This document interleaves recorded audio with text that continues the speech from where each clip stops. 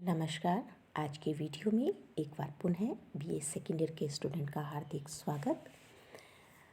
हम विश्व के संविधानों का तुलनात्मक अध्ययन ये पुस्तक पढ़ रहे हैं और अभी हमारा चैप्टर चल रहा है 11 ब्रिटिश मंत्रिमंडल और प्रधानमंत्री।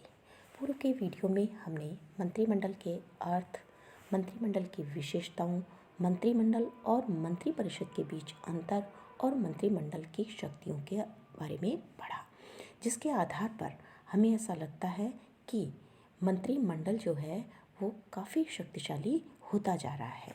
आज हम इसी क्रम में मंत्रिमंडल का महत्व एवं प्रधानमंत्री के कार्यों का वर्णन करेंगे। वर्तमान समय में अगर देखा जाए तो मंत्रिमंडल और लोक सदन के परस्पर संबंध जो हैं वो प्रतिकूल हो गए हैं। वस्तु स्थिति तो यह है कि लोक सदन मंत्रिमंडल को नियंत्रित नहीं करता, वरन स्वयं मंत्रिमंडल के द्वारा नियंत्रित होता है।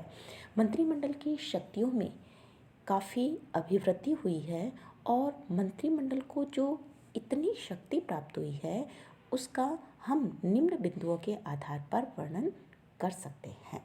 उसमें पहला है द्विदल पद्धति। ब्रिटिश राजनीति की महत्वपूर्ण विशेषता है द्विदलीय पद्धति। वर्तमान में वहाँ पर दो राजनीतिक दल हैं, अनुदार दल और मजदूर दल। इसके अलावा भी अन्य दल हैं, लेकिन उनको सत्ता में कोई अधिक अवसर प्राप्त नहीं होता, इसलिए उनका कोई विशेष महत्व नहीं कहा जा सकता। इंग्लैंड में चूंकि द्विदलीय पद्धति है, इसलिए एक दलीय मंत्रिमंडल का निर्माण होता है। जिस राजनीतिक दल का मंत्रिमंडल होता है, चूंकि उसे लोकसदन में स्पष्ट बहुमत प्राप्त होता है, तो वह बहुमत के आधार पर मंत्रिमंडल के द्वारा प्रशासन और कानून निर्माण के समस्त कार्य अपने दम पर करवा लेता है। इसलिए हम कह सकते हैं कि द्विदलीय पद्धति के कारण ब्रिटेन में मंत्रिमंडल जो व्यवस्था है उसका महत्व बढ़ रहा है।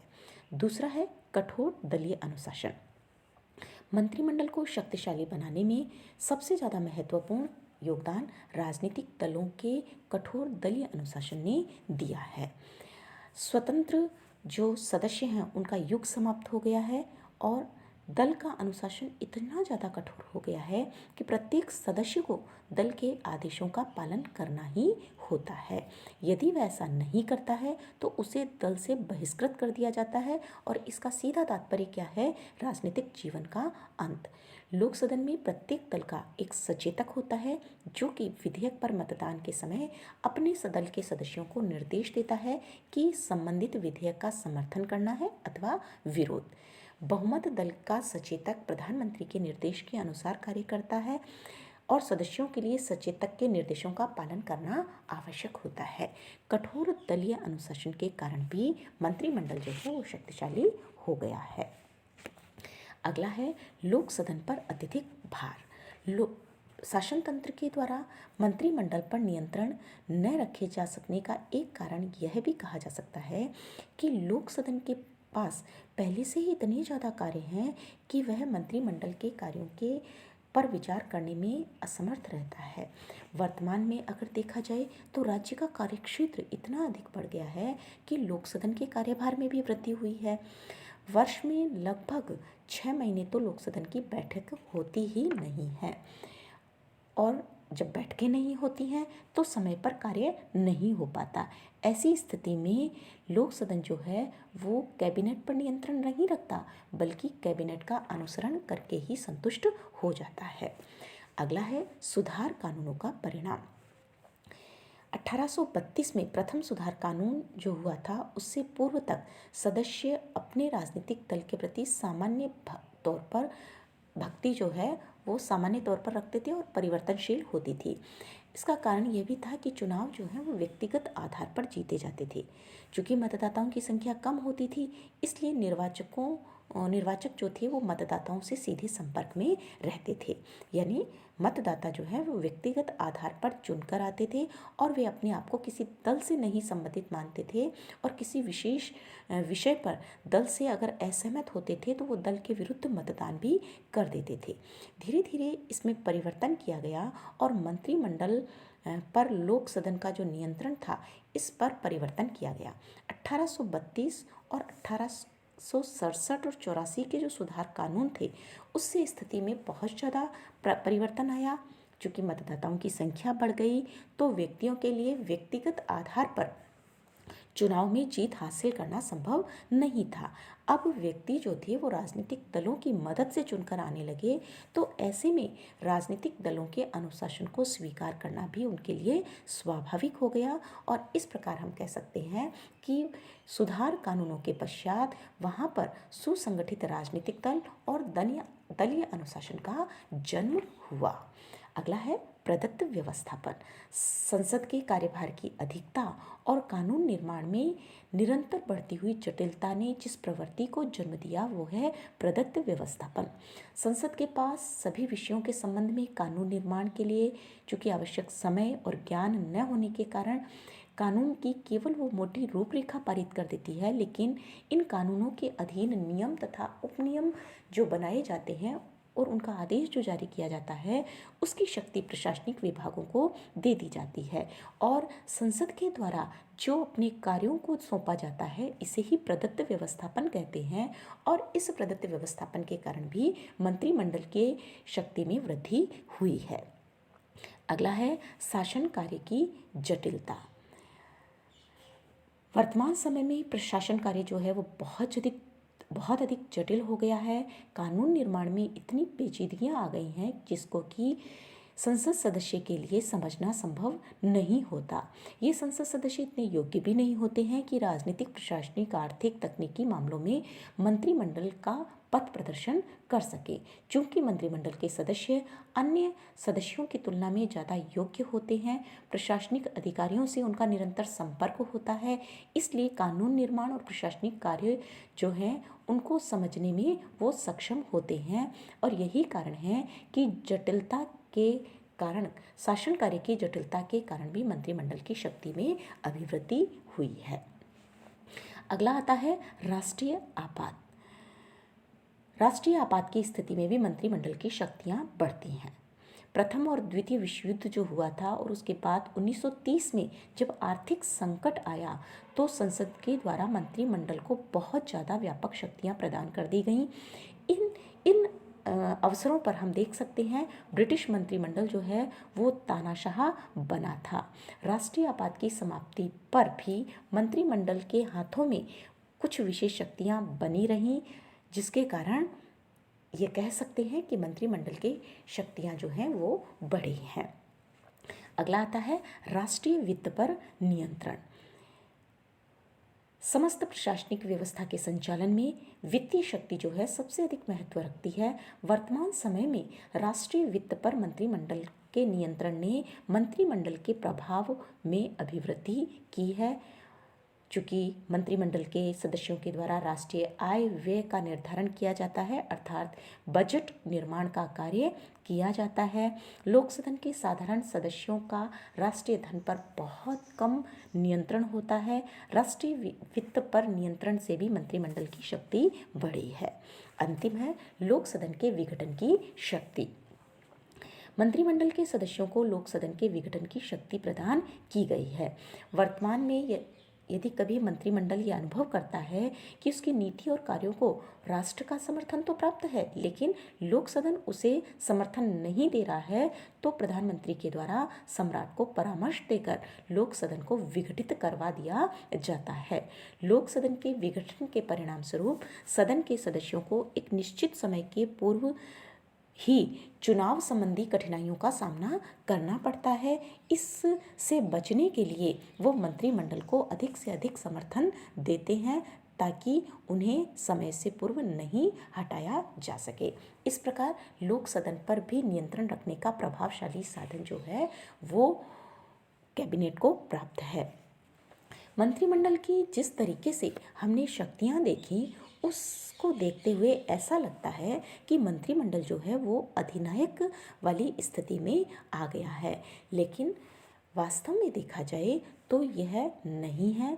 कारण है विरोधी दल का अस्तित्व है, दबाव समूहों की भूमिका है, वहाँ पर जनमत को भी शक्ति प्राप्त है, ब्रिटेन की जो राजनीतिक शक्ति है जिसके कारण कभी भी वहाँ का शासन जो है वो अधिनायकवादी नहीं हो पाया है।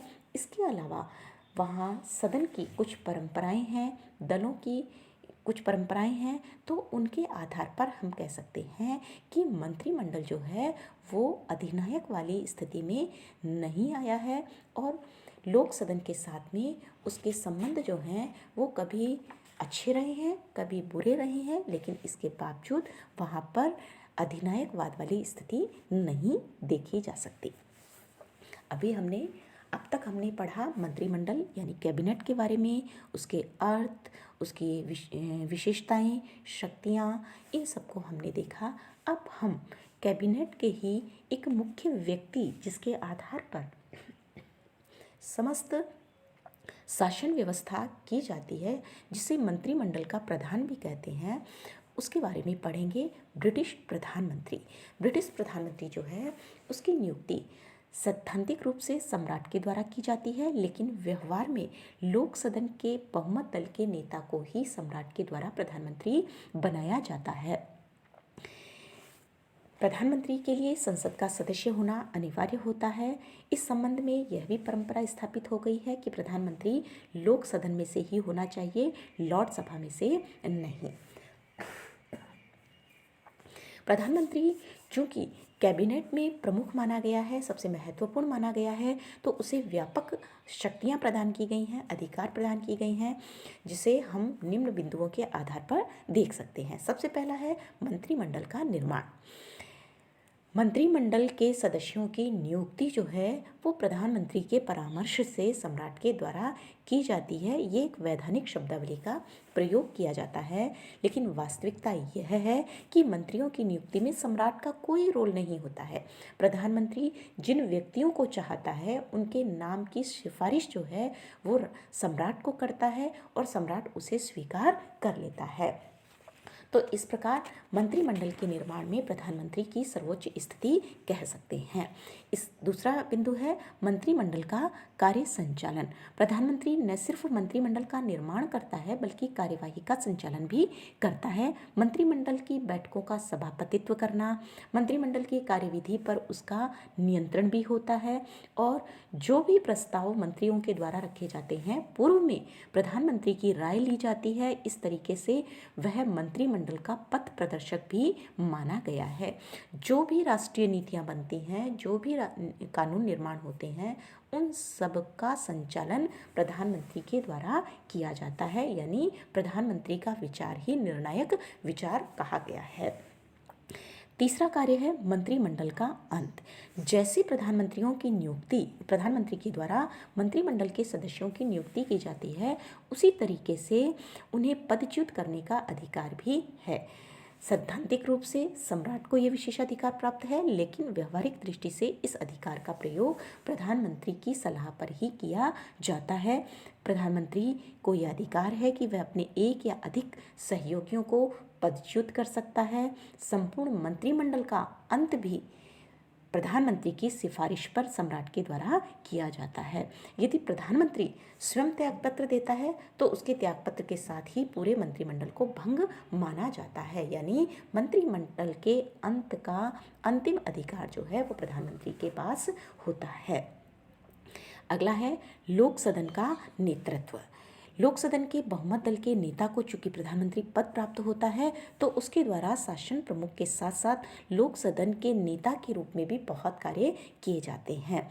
संसद में संपूर्ण व्यवस्थापन कार्य का संचालन करता है, नीति निर्धारण में संसद का पथ प्रदर्शन करता है, समस्त सरकारी विधेयक उसके निरीक्षण में तैयार किए जाते हैं, वार्षिक आय व्यय का जो है वो प्रधानमंत्री के निर्देशन में ही तैयार किया जाता है, सदन के अध्यक्ष या विरोधी दल के नेता के परामर्श से संसद के समय विभाजन और कार्यक्रम को तैयार करता है, दलीय सचेतकों के माध्यम से दल के सदस्यों को निर्देश देता है, संसद में शासन की नीति से संबंधित अंतिम और अधिकृत घोषणा जो है वो प्रधानमंत्री के द्वारा की जाती है। इस प्रकार संपूर्ण लोक सदन का नेतृत्व जो है वो प्रधानमंत्री के द्वारा किया जाता है।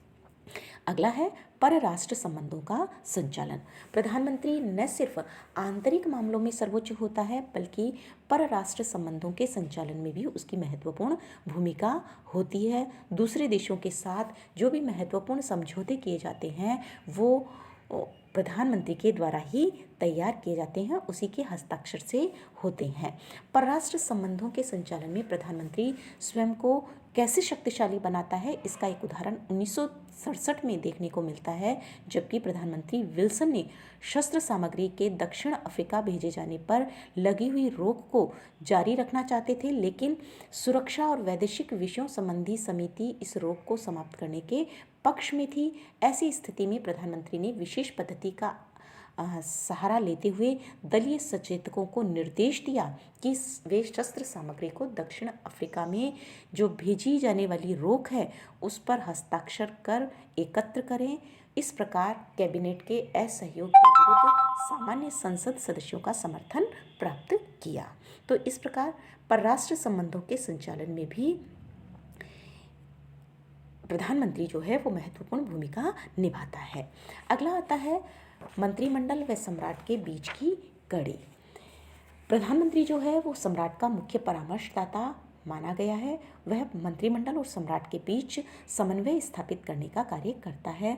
मंत्रिमंडल के द्वारा जो निर्णय लिए जाते हैं उनकी जानकारी प्रधानमंत्री सम्राट को देता है और इसके संबंध में सम्राट के द्वारा जो परामर्श दिया जाता है उसे वह मंत्रिमंडल तक पहुंच जाता है। अगला है राष्ट्रमंडल के देशों के साथ संबंध।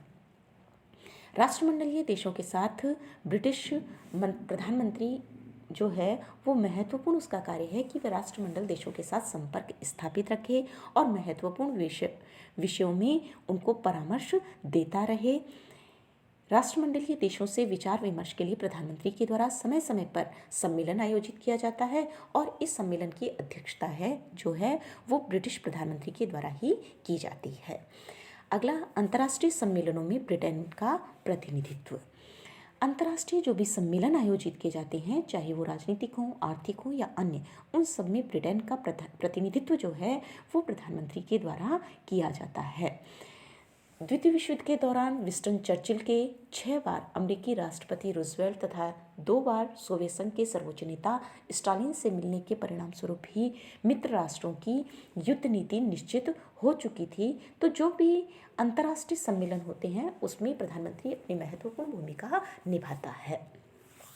अंतिम प्रधानमंत्री का कार्य या शक्ति वो राष्ट्र का नायक। इन सब के अतिरिक्त जो सबसे महत्वपूर्ण जो स्थिति है जिसमें कि प्रधानमंत्री शक्तिशाली होता है वो है कि वह समस्त जो निर्वाचन होता है वो प्रधानमंत्री के नेतृत्व में ही किया जाता है। राजनीतिक दलों के द्वारा अपनी नीतियों के आधार पर नहीं बल्कि नेता के व्यक्तित्व के आधार पर चुनाव लड़े जाते हैं। इस प्रकार संपूर्ण राष्ट्र का नायक जो है वो प्रधानमंत्री को कहा जा सकता है। तो इस प्रकार हम कह सकते हैं कि वर्तमान समय में राजनीतिक दलों की नीतियों के आधार पर ब्रिटिश मतदाता जो हैं वो व्यक्ति का चयन नहीं करते या दलों का चयन नहीं करते बल्कि नेता के व्यक्तित्व के आधार पर ब्रिटिश शासन में नीतियों का निर्धारण किया जाता है और दलों का निर्माण किया जाता है। इस प्रकार हम कह सकते हैं कि अगर प्रधानमंत्री पदधारी व्यक्ति शक्तिशाली है तो वह मंत्रिमंडल के सदस्यों पर अपनी महत्वपूर्ण स्थिति को बना सकता है।